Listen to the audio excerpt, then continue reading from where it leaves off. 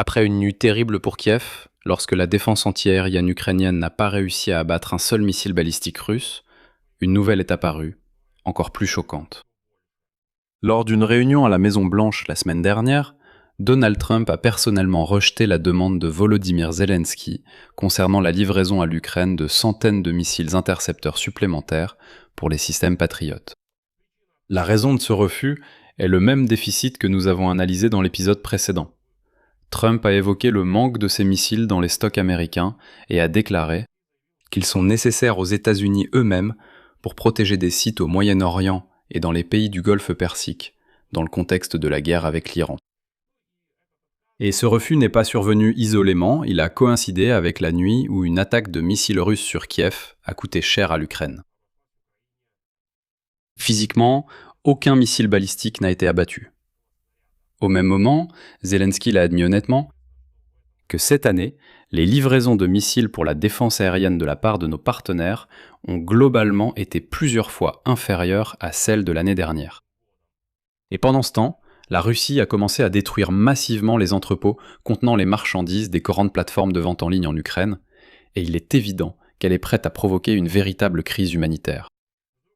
D'un autre côté, de plus en plus de sources affirment que les négociations concernant l'octroi d'une licence pour la production de missiles Patriot en Ukraine se poursuivent.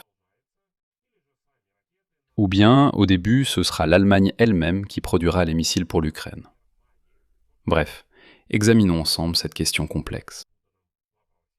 Je m'appelle Alexei Pesci. Commençons, mais avant de commencer, je vous demande de vous abonner dès maintenant à cette chaîne YouTube. Cliquez sur le bouton s'abonner. Vérifiez maintenant si vous êtes personnellement abonné, nous approchons du cap des 300 000 abonnés. Donc, je vous serai reconnaissant pour chaque abonnement de votre part. Alors aujourd'hui, le Financial Times a choqué avec des détails sur la façon dont Trump a une fois de plus abandonné l'Ukraine. Le 29 juillet, lors de sa visite à Washington, le président ukrainien Volodymyr Zelensky a demandé à Donald Trump de transférer à l'Ukraine le soi-disant paquet hivernal de missiles intercepteurs Patriot. Autrement dit, avant l'arrivée du froid, quand les frappes russes contre les infrastructures énergétiques s'intensifient habituellement. Zelensky a demandé 300 missiles, soit 100 missiles pour chaque mois d'hiver.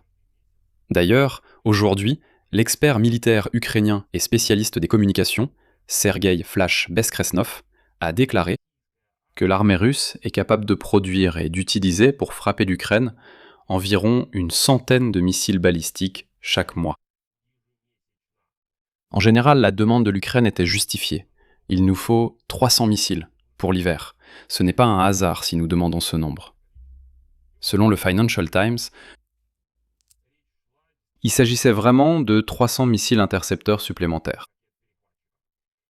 Et Trump a répondu par un refus, expliquant cela par une pénurie causée par la campagne militaire contre l'Iran. Les stocks américains, dit-il, sont nécessaires pour protéger leurs propres installations et leurs alliés dans le Golfe Persique. En même temps, comme le précise Reuters en citant 4 sources familières avec le déroulement des discussions, le dialogue sur le transfert de la licence pour la production indépendante de missiles Patriot en Ukraine n'a pas été interrompu. Les négociations se poursuivent, mais c'est précisément la livraison physique de missiles prêts à l'emploi ici et maintenant qui est suspendue. Et là, un détail important est apparu. Il s'est avéré que l'Ukraine avait déjà demandé une licence pour la production de missiles Patriot sous l'administration de Joe Biden. Donc c'est pas une idée nouvelle ou spontanée, non. C'est une question que la partie ukrainienne soulève depuis plusieurs années déjà et qui à chaque fois se heurte au même mur. Les fabricants américains ne sont pas prêts à partager une technologie aussi sensible, même avec leurs alliés. Mais soyons honnêtes, si cette maudite licence avait été délivrée sous Joe Biden, à l'heure actuelle, l'Ukraine produirait déjà physiquement elle-même des missiles intercepteurs Patriot, et il n'y aurait pas besoin d'aller supplier Donald Trump de nous donner ces missiles. Je reste là, bêtement.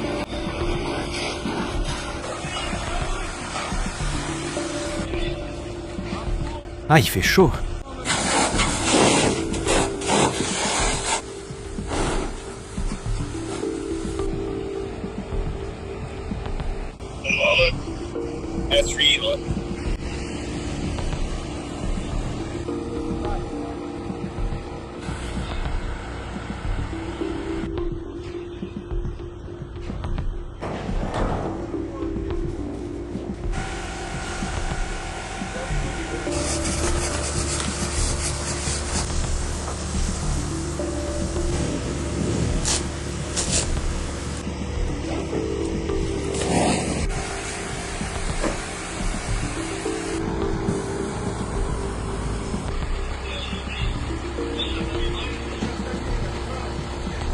À suivre. Dima Torsok.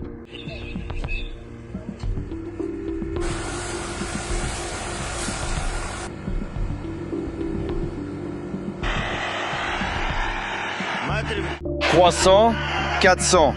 Je reste là comme un idiot, putain, j'ai chaud. Je brûle, putain.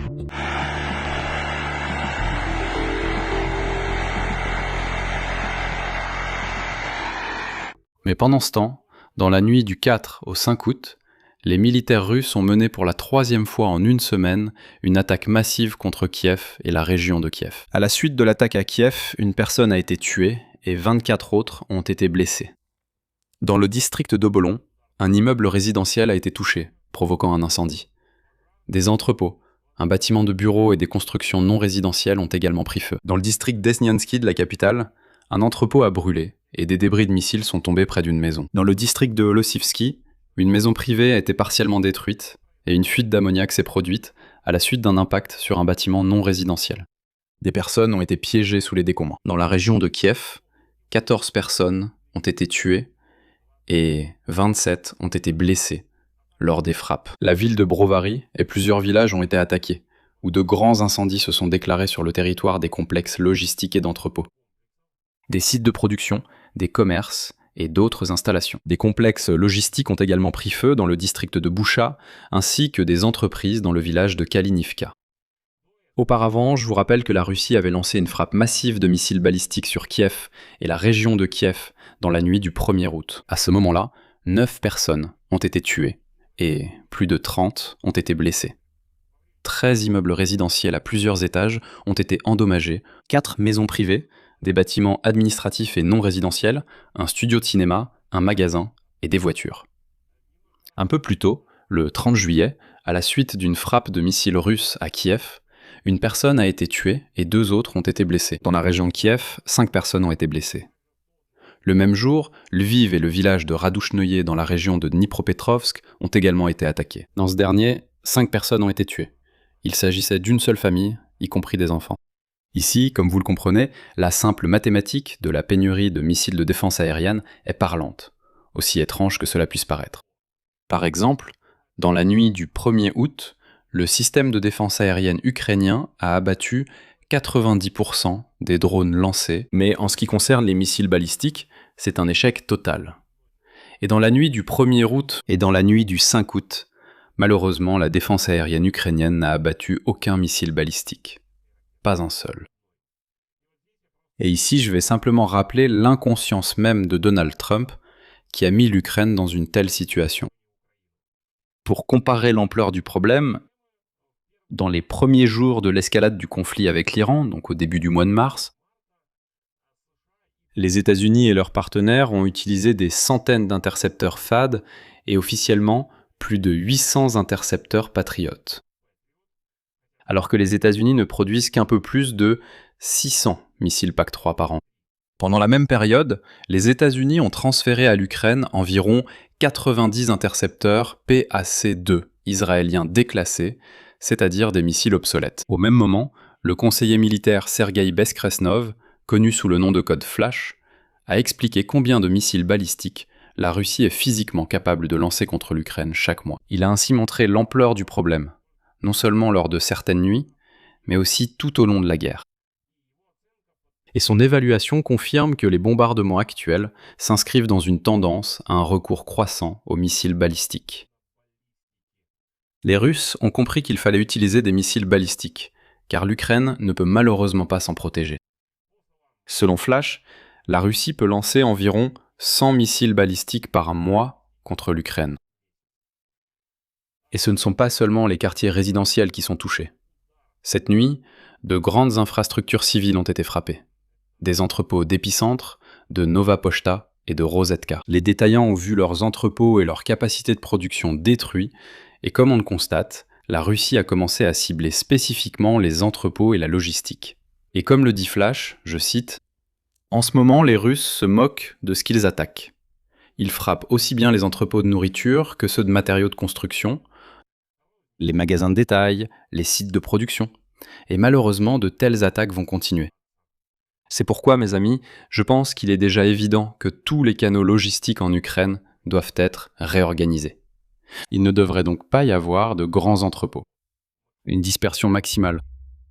C'est déjà une question de survie. Eh bien, on pourrait penser, donner à l'Ukraine une licence pour produire le missile, elle fabriquera elle-même ses missiles intercepteurs patriotes. Et là, il y a des nuances. Aujourd'hui, les médias ont dévoilé des détails sur les discussions concernant la mise en place de la production de missiles PAC-3 en Ukraine. Ainsi, malgré le refus de livrer des missiles prêts à l'emploi immédiatement, le débat se poursuit sur ce sujet. L'Ukraine puisse, avec le temps, les produire elle-même. Aujourd'hui, selon Reuters, les options envisagées incluent la production de certains composants des missiles Patriot en Ukraine, suivi de l'assemblage final du missile en Allemagne. La deuxième option consiste à intégrer l'Ukraine au programme américano-européen existant de production de missiles intercepteurs Patriot, ou à donner à Kiev la possibilité de produire une version moins coûteuse du missile PAC-3. Voilà ce dont je parlais dans les émissions précédentes. D'accord, vous ne voulez pas partager la super technologie du PAC-3, le missile le plus perfectionné, alors donnez la soi-disant version d'exportation. Elle est un peu moins chère, un peu plus simple, mais elle peut quand même intercepter des missiles balistiques. Un représentant de l'administration Trump a aussi déclaré que les États-Unis examinent plusieurs pistes de coopération future dans l'industrie de la défense avec l'Ukraine, en notant que tout accord doit prendre en compte la protection des technologies américaines. Selon des sources, l'option la plus réaliste reste la production de seulement certains composants en Ukraine, avec l'assemblage final du missile terminé en Allemagne. Dans le même temps, même en cas d'accord, l'Ukraine ne pourra pas recevoir de nouveaux missiles dans un avenir proche. Selon les estimations des sources, le lancement de nouvelles lignes de production prend généralement au moins 3 ans après la signature de l'accord de licence. C'est donc une perspective pour un avenir très lointain, alors que les missiles sont nécessaires dès aujourd'hui. Je vais m'arrêter ici, donnez votre avis, vos conclusions, écrivez dans les commentaires sous cette vidéo, abonnez-vous à la chaîne, activez la cloche, et n'oubliez pas de mettre un like. Si vous souhaitez soutenir le travail de cette chaîne YouTube, vous pouvez le faire financièrement en faisant un don via les liens et les coordonnées dans la description de cette vidéo. C'est tout pour aujourd'hui, prenez soin de vous, à bientôt à tous.